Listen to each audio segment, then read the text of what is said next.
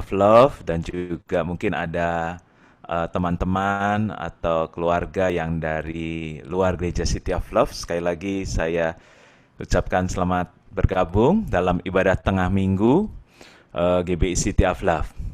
Nah, hari ini kita akan dilayani oleh Pastor Levi Supit. Saya mau Pertama-tama saya mengucapkan terima kasih buat Pastor Levi, ya. Terima kasih buat waktunya. Hari ini Pastor Levi akan melayani kita juga nanti hari Minggu. Hari Minggu, Wow.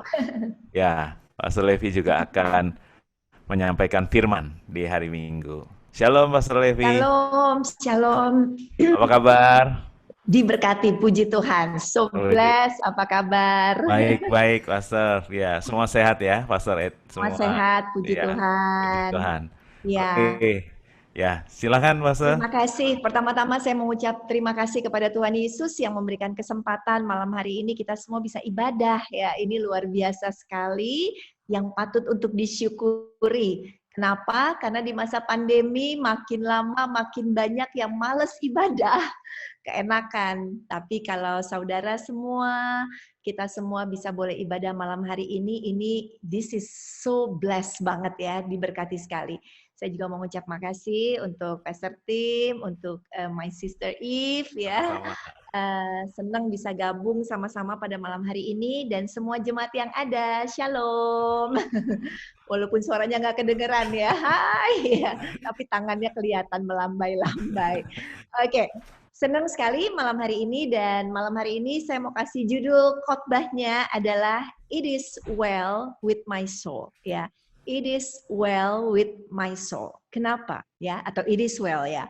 It is well with my soul. Saat ini tuh lagi terjadi badai. Kita harus akui pandemi COVID-19 ini adalah badai. Badai yang bernama COVID-19.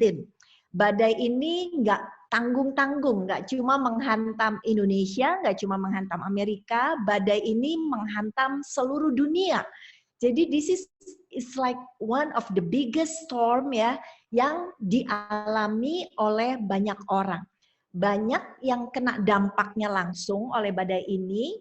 Kalau kita lihat badai yang terjadi karena angin, badai mungkin di Amerika atau badai yang terjadi di mana aja, ada orang yang kena dampaknya rumahnya udah langsung hancur.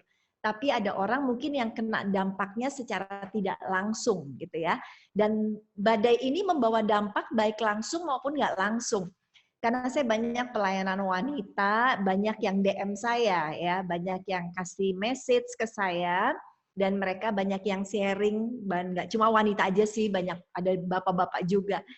Contoh-contohnya nih ya, saya ambil DM-DM yang saya terima. Bu, kami tinggal di Bali dan sudah beberapa bulan ini jobless, alias benar-benar nggak ada pemasukan sama sekali. Sekarang anak-anak udah mulai sekolah dan kami nggak punya uang bahkan sedikit pun untuk beli buku anak sekolah. Anak udah nanya, Mama kapan bisa beli buku? Aku harus punya buku, Mah, untuk sekolah.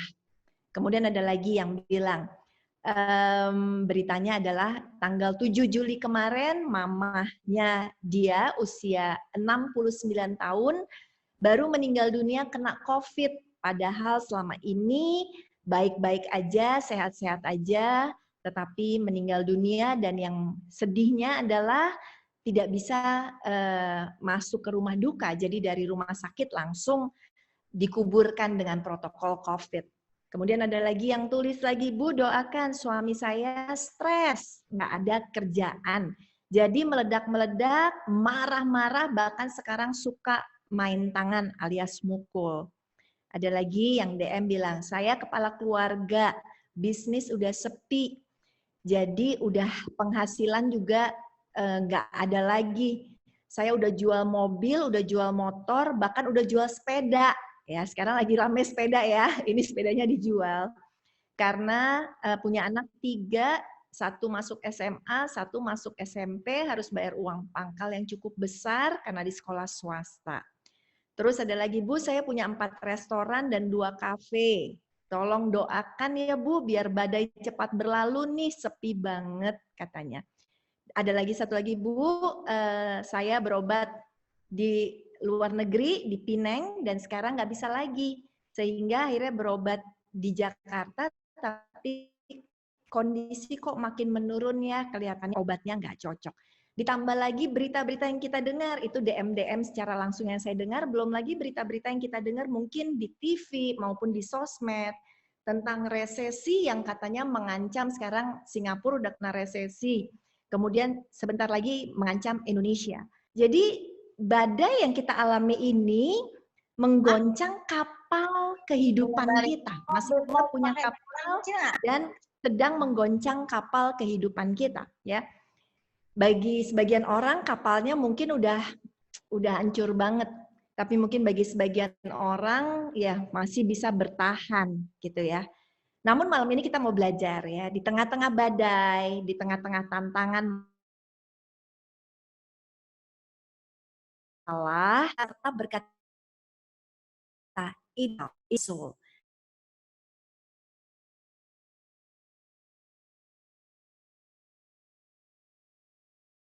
Tentang me, it's okay with me. Di 2 Raja 4 ya,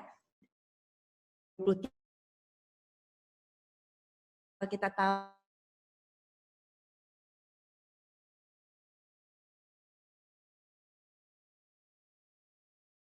di kota Sunem itu mampir di rumah dia jamu oleh wanita ini, dan wanita ini bahkan membuatkan satu kamar buat Elisha. Ya, kita baca ayat ke-17 sampai 23. Oh, wanita ini ternyata nggak punya anak ya waktu itu, dan kemudian Nabi Elisha berdoa sehingga wanita ini akhirnya bisa mengandung. Mengandunglah perempuan itu lalu melahirkan seorang anak laki-laki pada waktu itu juga pada tahun berikutnya seperti yang dikatakan Elisa kepadanya. Setelah anak itu menjadi besar, pada suatu hari keluarlah ia mendapatkan ayahnya di antara penyabit-penyabit gandum.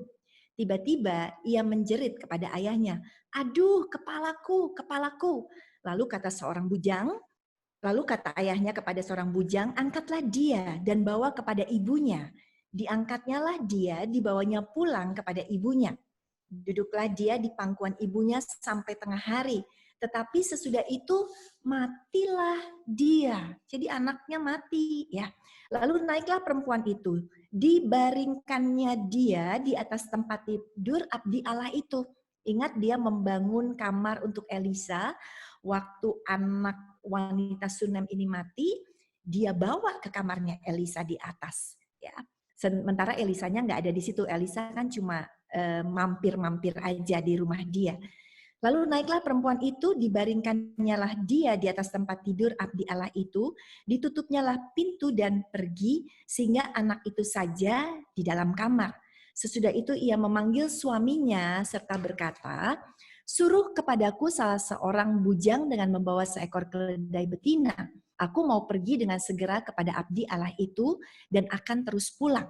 Berkatalah suaminya, "Mengapakah pada hari ini engkau hendak pergi kepadanya, padahal sekarang bukan bulan baru dan bukan hari Sabat?" Jawab perempuan itu, jawabnya apa?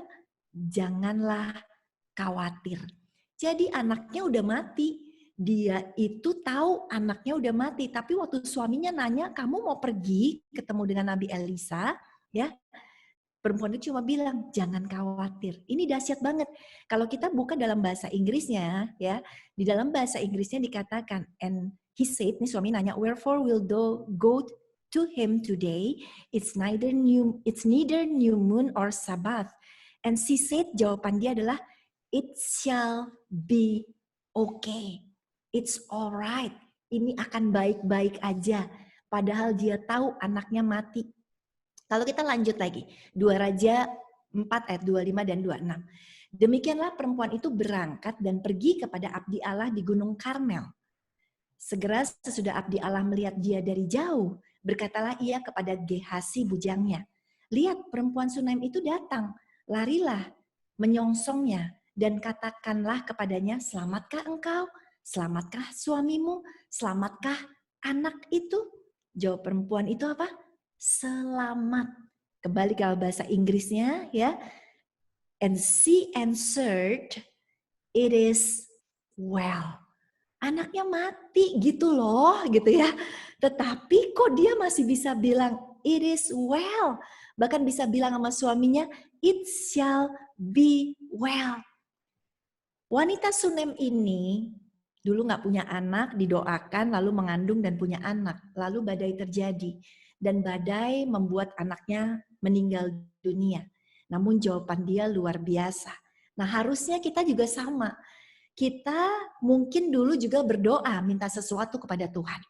Minta jodoh, minta pasangan hidup, ya, minta bisnis lancar, minta pekerjaan lancar, kita minta anak, kita minta Tuhan berikan spesifik doa-doa kita kepada Tuhan. Lalu Tuhan berikan. Kita punya pasangan hidup, kita punya pekerjaan yang baik, kita dipromosikan, bisnis kita lancar-lancar, yang kita doakan Tuhan berikan. Namun what's happen now? Apa yang terjadi sekarang? Badai menghantam, ya. Ada pandemi COVID yang membuat dampaknya suami istri mulai banyak bertengkar. Yang dampaknya usaha bisnis mungkin mengalami penurunan signifikan 90% bahkan mungkin, atau bahkan sudah bangkrut, bahkan keuangan udah gak punya uang sama sekali. Nah, malam ini yuk kita belajar untuk bisa berkata, it is well. It is well with my soul. It shall be okay. Ini akan baik. Semuanya akan baik-baik saja. Kita semua percaya. Kita akan lewati pandemi ini. It shall be well. It is well with my soul. Yang setuju di rumahnya masing-masing, di depan komputer, di depan TV, katakan amin. Yes, it is well. Nah, kita mau belajar. Supaya kita bisa mampu berkata it is well, ada 4 alasan yang harus kita ingat dalam kehidupan kita, ya. 4 alasan kenapa kita bisa berkata it's okay, no problem, jangan khawatir, aku nggak khawatir, it is well. Yang pertama, kita akan ulas dari Mazmur 46. 4 hal luar biasa yang bisa mengingatkan kita untuk selalu bisa berkata it is well. Mazmur 46 kita baca dulu dari ayat yang kedua, 3, dan 4. Allah itu bagi kita tempat perlindungan dan kekuatan. Sebagai penolong dalam kesesakan sangat terbukti. Sebab itu kita tidak takut. Sekalipun bumi berubah, sekalipun gunung-gunung goncang di dalam laut, sekalipun ribut dan berbuih airnya, sekalipun gunung-gunung goyang oleh geloranya. Jadi yang pertama yang ingin saya bagikan, supaya kita ingat, alasan pertama kita bisa berkata it is well. Kenapa? Karena ayat ini bilang Allah itu bagi kita tempat perlindungan dan kekuatan sebagai penolong dalam kesesakan sangat terbukti. Jadi alasan pertama, dia itu penolong dalam kesesakan yang sangat terbukti. Sekali lagi semua katakan amin. Amin ya. Dia itu penolong dalam kesesakan yang sangat terbukti. Wanita Sunem ini tahu, makanya dia tetap tenang. Dia mengalami anaknya meninggal dunia bukan hal yang mudah. Tapi dia tahu Allah dia adalah penolong dalam kesesakan. Jadi dia bisa berkata it is well. Dia nggak panik. Dia waktu tahu anaknya meninggal, dia nggak cari tabib. Saya percaya di Sunem banyak tabib hebat. Dia nggak cari tempat pemakaman, kuburannya ntar di mana ya? No. Tapi yang dia cari siapa? Abdi Allah. Yang dia cari adalah wakilnya Tuhan. Sekarang mungkin kita juga lagi alami banyak masalah. Pandemi ini membuat kita seperti tergoncang badai. Tapi yang harus kita cari adalah apa? Tuhan. Jawabannya, ya, Tuhan. Kenapa? Karena sebagai penolong dalam kesesakan sangat terbukti. Saya percaya banyak kita juga yang lagi ibadah malam hari ini mendengarkan ini sedang ada dalam kesesakan. Masing-masing kita punya kesesakannya tersendiri. Masing-masing kita mungkin ada yang udah benar-benar di ATM-nya, ya, udah nggak bersahabat banget. Kita udah harus bayar sesuatu karena ini udah akhir bulan, kredit card kita udah mepet. Saya punya satu mobil saya masih dicicil. Ya, saya ada 2 mobil, satu udah lunas, satu dicicil. Kemudian orang yang memberikan cicilan itu ya, maksudnya orang yang waktu pertama kali kita apply itu ternyata anak Tuhan. Jadi dia jadi cukup akrab dengan kami akhirnya. Jadi kenalan cukup akrab dan dia senang sekali akhirnya dia bisa menggolkan pendeta dapat mobil gitu ya, kreditnya diterima oleh kantor dia. Nah, pada saat pandemi ini dia ditugaskan kantor untuk mengingatkan klien-klien untuk bayar. Satu kali dia ingatkan saya, "Bu, mau ingetin ya, jangan lupa." Terus saya bilang, "Oh, terima kasih udah diingetin," gitu ya. "Due date-nya kapan?" Saya bilang. "Due date-nya bukannya masih minggu depan." Saya bilang, "Iya, cuma sekarang saya tugasnya mengingatkan." "Oh ya, thank you banget." Saya bilang, "Kenapa sekarang tugasnya mengingatkan?" "Udah banyak banget, Bu, yang nggak bisa bayar," kata dia. Jadi banyak kita ngalamin kesesakan dan kita semua masing-masing punya kesesakannya tersendiri. Tetapi it is well. Katakan kepada keadaan kita, katakan kepada kesesakan kita, katakan kepada kondisi keuangan kita, katakan kepada lingkungan kita, kehidupan kita. It is well. Because kita tahu Tuhan penolong dalam kesesakan sangat terbukti banget. Satu kali saya diundang acara wanita, ibadah wanita, sehingga mengharuskan saya untuk tampil lebih rapih lah, ada dress code-nya, ada acara khusus ya. Jadi saya coba tampil lebih rapih, kemudian karena ini acaranya wanita, semua yang hadir, acara cukup besar, sehingga saya cocokin baju saya dan saya berpikir hari ini saya mau pakai sepatu hak tinggi yang saya jarang pakai gitu ya.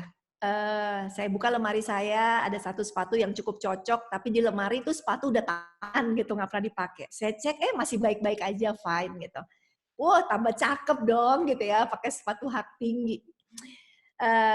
Terusnya udah gitu saya masuk ke gerejanya, ke acaranya, kemudian udah rame sekali, kaum wanita udah kumpul dan lagu penyembahan sudah dimulai, lagu awal. Saya datang mungkin 5 menit setelah acara dimulai karena di depan masih ngobrol-ngobrol dulu. Kemudian saya masuk ya. Saya masuk dari pintu belakang menuju ke paling depan, tempat duduk paling depan.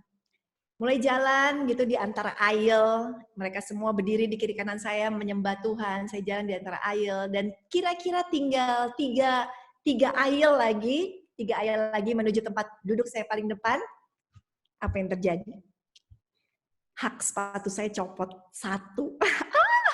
Waktu saya jalan, saya kok kaget kenapa tiba-tiba kaki kanan saya lebih pendek gitu ya dari kaki kiri saya. Tapi saya belaga cool ya, it is well gitu ya. Kemudian, nah kebetulan saya nggak pakai, kebetulan saya pakai celana panjang, model celana panjang yang cukup lebar, jadi masih menutupi gitu ya, masih menutupi. Kemudian yang duduk di bangku depan menyalami saya, "Selamat datang Bu, silakan duduk." Oh iya, sambil terus saya lagi berpikir dan sambil ikut menyembah, tapi sebenarnya nggak nyembah, saya lagi ngintip ke bawah ya ke kaki saya. Ih beneran loh satu haknya nggak ada gitu ya. Sesak banget, ini kesesakan banget gitu ya. Gimana caranya? Saya lagi mikir apa nanti pas saya dipanggil ke depan, ke mimbar, di depan ratusan wanita, saya copot aja sepatu saya ya. Lagi mikir gimana Tuhan ya kan? Atau gimana ya? Bener-bener sesek banget, bingung mau gimana. Kenapa? Karena baju yang saya pakai, celana panjang yang saya pakai itu udah diukur kan ukurannya, kalau kita pakai, kaum wanita lebih ngerti deh mungkin daripada pria, kalau kita pakai sepatu hak tinggi, itu celana kita itu pasti celananya modelnya lebih setengahnya heels kita. Kalau kita nggak pakai heels, nggak pakai sepatu hak tinggi, itu celananya melambai-lambai gitu ya. Jadi saya nggak bayar, aduh kok saya nggak pakai sepatunya, saya ke atas, udah sekalian ngepel deh di atas gitu ya. Dan benar-benar Tuhan luar biasa. Saya menyembah sambil berdoa, saya bilang, it is well Tuhan, I know you gonna help me, I don't know how, give me your wisdom, help me Lord, gitu ya. Terus udah gitu udah, lagunya selesai, ternyata ada kesaksian, ya ada kesaksian, jadi saya sempat duduk. Waktu saya duduk, tiba-tiba ada orang mendekati ke saya, lalu dia berlutut di depan saya, ya ternyata WL-nya. Terus dia cuma ngomong gini, Pastor Levi, haknya copot ya katanya gitu ya. Ini Pastor. Terus dia udah bawain sepatu, saya pinjemin. Semoga muat kata dia. Masih pakai dosnya, ada di dalam dos dia kasih ke saya sampai ini benar-benar Tuhan kasih pertolongan luar biasa banget, dahsyat banget. Terus udah, makasih langsung pakai dengan gaya anggun gitu dong, kayak supaya orang nggak tahu. Sepatu saya yang copot dibawa sama dia. Singkat cerita saya bisa ternyata sepatunya ternyata nggak muat juga di saya, satu nomor kekecilan, tapi lebih baik daripada satu hak nggak ada, satu hak ada. Dan walaupun sakit banget, sempit, tapi waktu khotbah nggak berasa lagi. Dan setelah itu, setelah pulang baru kita ngobrol dan dia berkata, saya pas lagi nyembah, kata WL-nya, kan dia menghadapkan, saya senang lihat Pastor Livi datang. Tiba-tiba saya kaget katanya, kenapa tiba-tiba jalannya seperti begitu? Dan dari mimbar, karena di aisle, kelihatan ada satu hak ketinggalan di sana, kata dia gitu. Wow, lihat. Tuhan aja bisa menjadi penolong dalam kesesakan, dalam hal sepatu, dalam soal hak sepatu. Pasti jangan takut, Tuhan akan menolong kita di dalam masa pandemi ini. Tuhan pasti di dalam kesesakan kita sekarang, Tuhan gak akan tinggal diam. Dia pasti akan menolong saudara semua. Yang percaya katakan, amin. Ya. Yang kedua, ingat, satu, Tuhan penolong, sehingga kita bisa berkata, it is well. Yang kedua, kalau kita lanjutkan ayatnya, Mazmur 46, ayat 5 sampai dengan ke-8. Kota Allah, kediaman yang maha tinggi, disukakan oleh aliran-aliran sebuah sungai. Allah ada di dalamnya, kota itu tidak goncang. Allah akan menolongnya menjelang pagi. Bangsa-bangsa ribut, kerajaan goncang, memperdengarkan suaranya. Tuhan semesta alam menyertai kita. Kota benteng kita ialah Yakub. Garis bawahi, kota Allah, kediaman yang maha tinggi, ya. Disukakan oleh aliran-aliran sebuah sungai Allah. Disukakan oleh sebuah aliran sungai. Allah ada di dalamnya. Kenapa kita bisa berkata, it is well with my soul. Karena yang kedua, karena ketika ada badai, Allah ada di dalam badai itu untuk menyertai kita. Dia pendamping kita di dalam badai. Jadi hari ini yang lagi alami badai, baik dampaknya langsung maupun tidak langsung, ingat ada pendamping kita di dalam badai. Allah ada di dalam badai kita.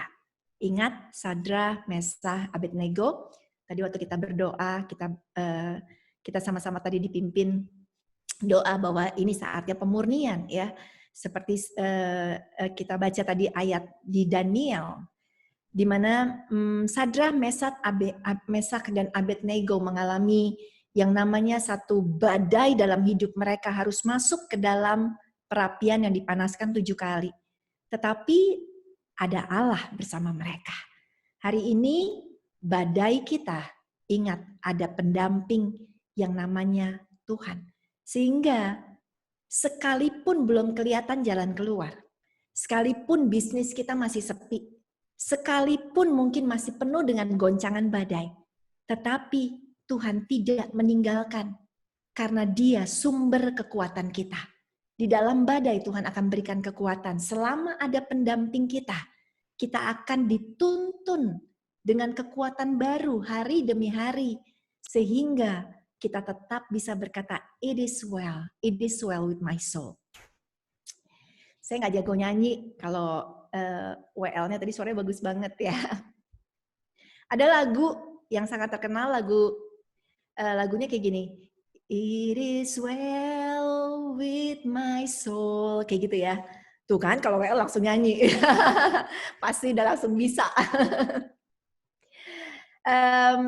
Kita udah tahu lagu ini enak banget ya. Lagu ini luar biasa banget. Dan mungkin udah ada yang dengar ceritanya, tapi saya mau sedikit ceritakan lagi tentang latar belakang yang lagu ini bisa tercipta. Lagu It Is Well With My Soul adalah karyanya seorang bapak yang bernama Horatio Spafford, orang Amerika. Ya, dia ini hidupnya mungkin udah 100 tahun yang lalu ya, tapi kesaksian dia dahsyat banget. Spafford adalah seorang pengusaha dan pengacara sukses yang juga seorang pengikut Kristus yang taat. Ya, dia punya seorang istri dan 5 orang anak. Tapi kemudian, jadi dia udah sukses, kaya, berhasil, pinter, bahagia keluarganya.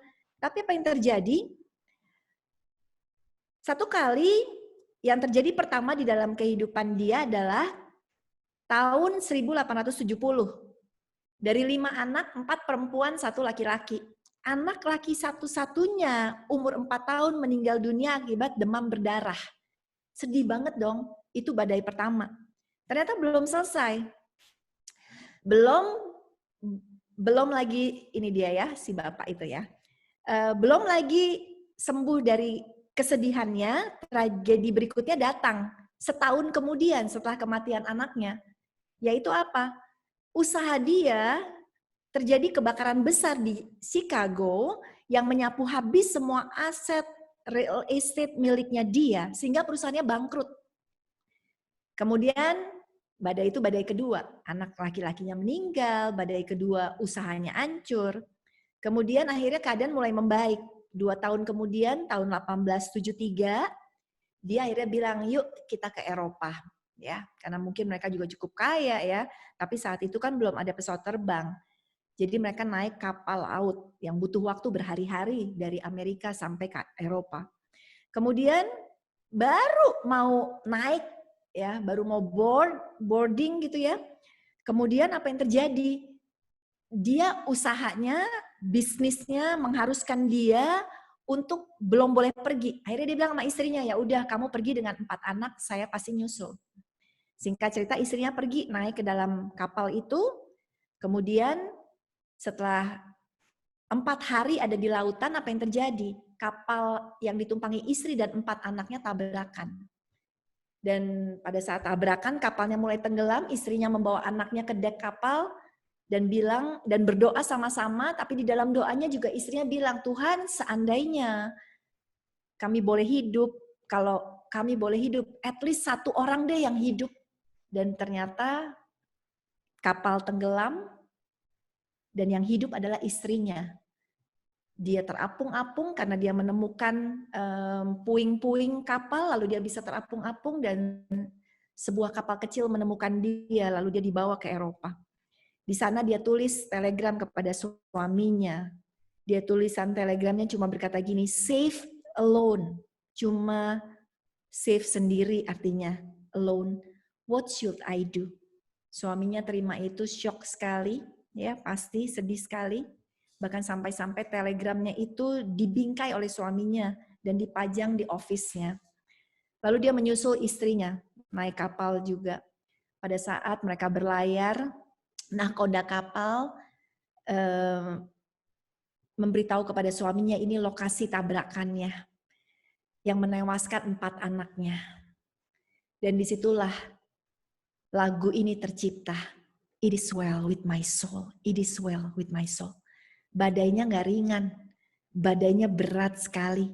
Tetapi di dalam lirik lagunya, kalau saya udah terjemahkan dikatakan begini, bila damai yang mengiring hatiku, rasa aman ada di hatiku. Kesusahan menimpaku, tapi Tuhan telah mengajarkan aku untuk mengingat firman-Mu. Sehingga di dalam ref lagunya, it is well, nyamanlah jiwaku, nyamanlah jiwaku.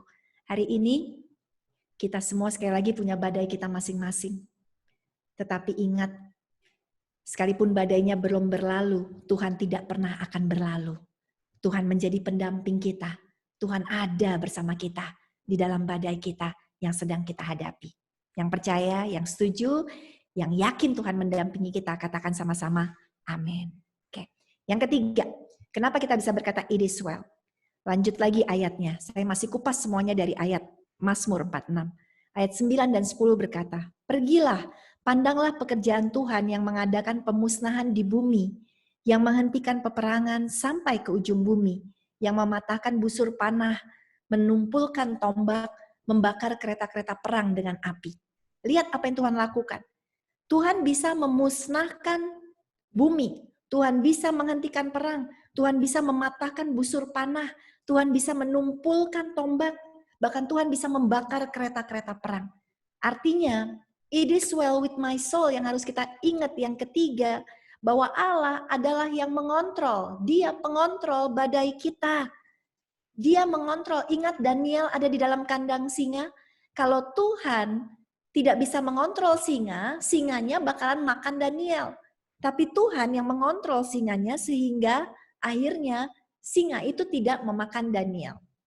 Saya percaya it is well karena Tuhan yang mengontrol keadaan dalam kehidupan kita. Apapun yang sedang terjadi Tuhan kontrol dalam kehidupan kita. Satu kali ini udah terjadi beberapa tahun yang lalu ketika anak saya masih 2 orang. Sekarang anaknya udah 3 ya. Waktu itu baru ada Rachel, baru ada Jacob, dan mereka mungkin usianya masih sekitar 8 dan 5 tahun. Kami berempat, saya, suami, dengan anak-anak, kita pergi ke Taman Safari. Ya. Kemudian ketika sampai di Taman Safari, suami saya nyetir, saya duduk depan, anak 2 di belakang, kami masuk ke kandang singa, ya, ke kandang macan, ya, waktu itu macan. Terus udah gitu kami masuk, pintu gerbang pertama kebuka dulu, lalu mobil masuk, pintu gerbang tertutup. Udah ada peringatan, dilarang untuk berhenti, peringatan dilarang kasih makan, dilarang buka jendela, apalagi. Ya. Dan kemudian pada saat kami jalan, mobilnya kami lihat, 1 ekor macan di sebelah kanan kami lagi makan. Saya dengan suami lihat, kemudian anak-anak saya nggak lihat. Mana mami, mana Daddy, mana singanya, macannya. Jadi mobil sedikit mundur. Tuh dia lihat gitu kan. Dan kita cepat-cepat jalan lagi karena kan nggak boleh berhenti. Ternyata hal itu membuat si macan marah luar biasa. Lalu dari sisi kanan ternyata dia lari ke belakang, ke tebing sebelah sini dan menghadang kita hadap-hadapan. Kita di dalam mobil, dia di sana. Ini singa besar ya, macan besar, bukan singa, ini macan besar. Macan itu beratnya bisa 300 kilo, gede. Dan dia memandang kita dengan marah, dia kemudian naik ke kap mobil kita, sehingga matanya benar-benar memandang saya, memandang ke dalam mobil, bayangkan ngerinya kayak gimana, lalu naik ke atas atap, lalu di belakang, dia tarik bempernya, dia turun lagi dari belakang, dia tarik bemper mobil kita, sehingga suami saya berusaha keras untuk bisa memajukan mobil tertahan dengan bemper yang ditahan oleh macan tersebut. Pasti dong kita orang percaya langsung doa. Wah, doa terus, Tuhan ya. Ya waktu itu doanya sih nggak bilang it is well, enggak gitu ya. Doanya tolong Tuhan ya kan. Jangan sampai terjadi apa-apa. Tapi yang luar biasa adalah ada penjaga kan yang ada di menara penjaga.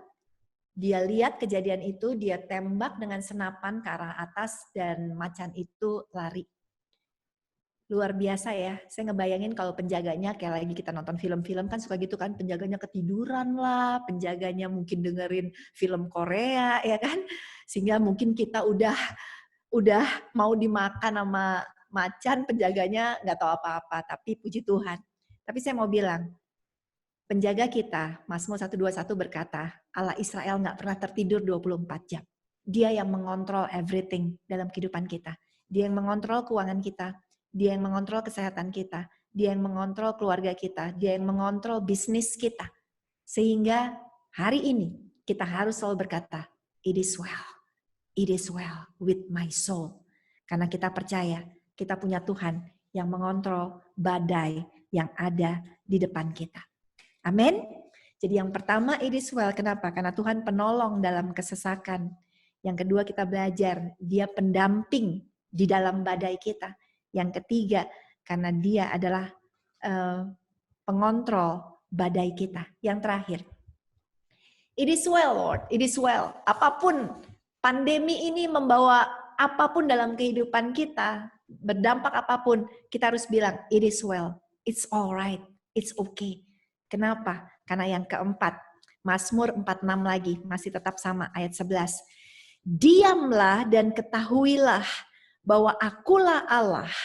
Aku ditinggikan di antara bangsa-bangsa, ditinggikan di bumi. Lihat, Tuhan bilang, akulah Allah.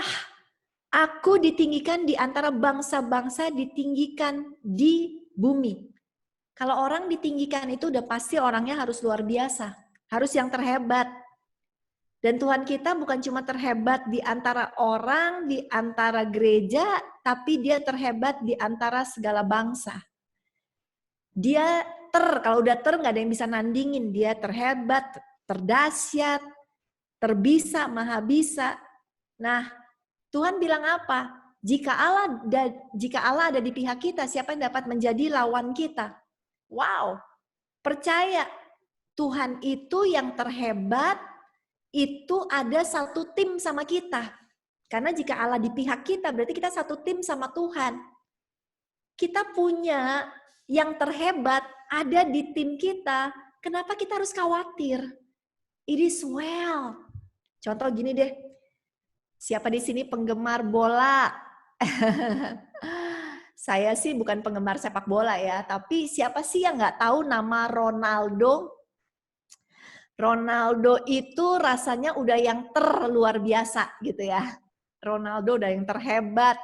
Karena rekor demi rekor ada dalam catatan hidup dia. Dia katanya adalah dari rekor yang dia raih, dia rekor pemain termahal tahun 2009 sampai 2013. Dia satu-satunya pemain yang bisa mencetak gol lebih dari 40 di liga selama 2 musim berturut-turut. Dia rekor dunia satu-satunya pemain sepak bola yang meraih gelar Liga Nasional Super Cup Nasional, antar klub Eropa, antar klub dunia.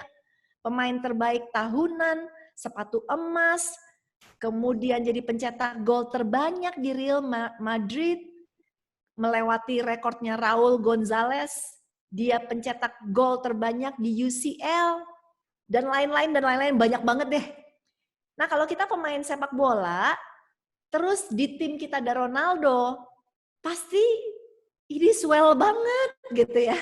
Pasti kita tenang banget, kita percaya kita bakalan banyak menangnya daripada kalahnya. Ya, kita nggak kenal Ronaldo sih, tapi yang kita kenal Yesus Kristus. Itu yang jauh lebih luar biasa. Yang kita kenal pencetak rekor terhebat, itu namanya Tuhan Yesus Kristus. Nggak ada yang ngalahin. Dia yang hanya satu-satunya yang bisa menciptakan bintang-bintang di langit dan menaruh bintang-bintang dengan tangannya. Dia satu-satu yang mencetak rekor untuk menciptakan manusia. Sampai hari ini nggak ada orang yang bisa menciptakan manusia. Cloning pun juga nggak bisa. Dia satu-satunya yang bisa bikin siang dan malam dipisahkan, yang bisa bikin sesuatu yang dari nggak ada jadi ada. Dia kan pencetak rekor. Jadi kalau Tuhan ada bersama dengan kita, luar biasa, ya. It is well with my soul. Kita akan menang melawan apapun juga. Kita akan menang melawan badai ini. Kita akan menang melewati pandemi ini. Bahkan kita juga akan cetak rekor dalam hidup kita. Cetak rekor apa? Yuk mulai dari rekor karakter dulu. Yang tadinya kita susah minta maaf, yuk cetak rekor. Tiba-tiba minta maaf nih suami-suami ke istri. Biasanya kan suami-suami atau istri-istri lah sama-sama ya, bapak-bapak dan ibu-ibu. Yang biasanya nggak pernah mau ngaku salah, yang nggak pernah mau ngaku bikin salah, yang susah minta maaf, bikin rekor. Kenapa? Karena Tuhan pencipta rekor terhebat ada bersama dengan kita. Yang susah ngampunin, ayo ngampunin. Bapak-bapak cetak rekor. Ya, saya kan sering pelayanan dengan ibu-ibu nih di sini ya, ada kelas wanita juga yang sering saya ngajar gitu ya. Waktu itu saya pernah ngajar bersama Sister Evelyn ya. Kita waktu itu di Senayan City. Waktu awal-awal ngajar saya nanya kan, ayo menikahnya udah berapa tahun gitu ya. Kemudian saya tanya ada satu jawab, saya baru nikah, baru pengantin baru. Wah, apa rasanya? Tuh, kalau pengantin baru rasanya apa? Dia jawab, honeymoon setiap hari. Asik banget. Terus ada juga yang waktu itu wanita yang datang 4 tahun, ya kan? Saya tanya 4 tahun apa rasanya menikah 4 tahun? Dia jawab, kayak nano-nano katanya gitu ya, asam manis katanya. Oh oke. Ada yang 8 tahun, saya ingat banget jawabannya, 8 tahun apa rasanya? Dia jawab 8 tahun itu kayak roller coaster. Wah ya kan, berarti kalau asam manis masih gitu-gitu, kalau roller coaster udah sambil teriak, ah ya kan. Ada yang 12 tahun, saya tanya yang 12 tahun apa? Jawabannya, cinta itu gombal. Waduh ya kan. Tapi ada satu tante yang 30 tahun lebih loh udah nikah, ya kan. Terus saya tanya, "Tante, ya kan 30 tahun lebih loh nikahnya," gitu ya. "Rahasianya apa?" Tante ini jawab, "Sabar atau bubar," kata dia. Oh iya bener juga ya. Sabar atau bubar. Ayo di tengah masa pandemi ini ya, sabar ya. Karena 4 hal ini kita tahu, kita bisa berkata, it is well with my soul. Karena Tuhan penolong dalam kesesakan. Tuhan pendamping kita dalam badai. Tuhan pengontrol badai. Dan Tuhan adalah pencetak rekor terhebat. Kita satu tim sama Tuhan. Jadi jangan takut. Badai pasti berlalu. It is well. It is well with my soul. Penutup, wanita Sunem itu akhirnya datang kepada Elisa. Mencari Tuhan. Kemudian yang terjadi, Elisa datang ke rumahnya. Dan anak itu hidup kembali. Percaya. Badai pasti berlalu. Hal-hal baru, musim yang baru akan hidup di dalam kehidupan kita. Amin. Yuk kita tutup dalam doa.